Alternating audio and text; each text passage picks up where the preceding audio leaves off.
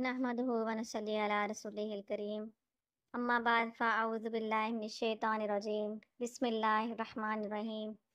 रोशन रास्ते के मुतराशी तमाम लोगों को अस्सलामु अलैकुम।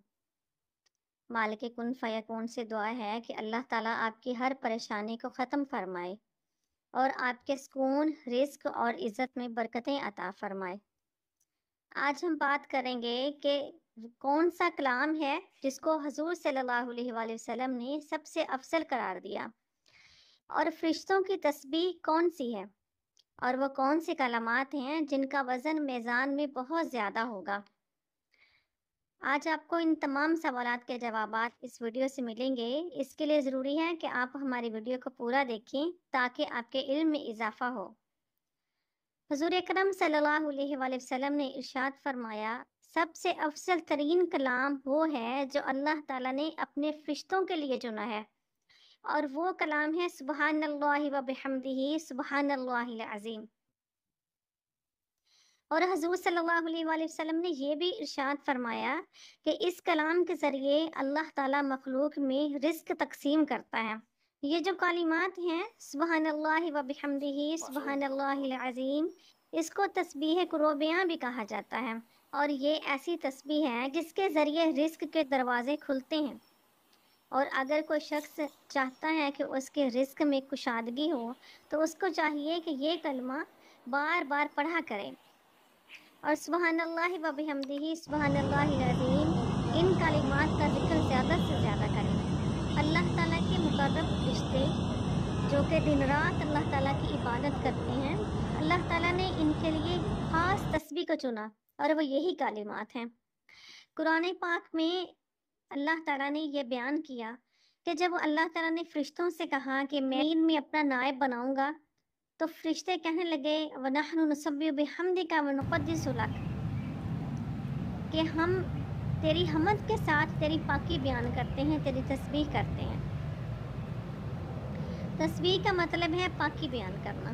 इधर जो फरिश्तों ने कहा है कि हम तस्बीह करते हैं, तो इसका मतलब ये ही है कि हम सुभान अल्लाह कहते हैं।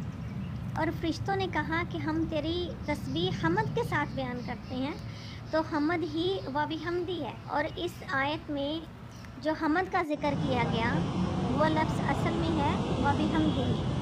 फरिश्ते ये तस्बीह करके अल्लाह की पाकी बयान करते हैं, और ये एतराफ़ करते हैं कि अल्लाह ताला हर ऐब से पाक है, और अल्लाह ताला हर ऐब से पाक है और बहुत पाकीज़ा है।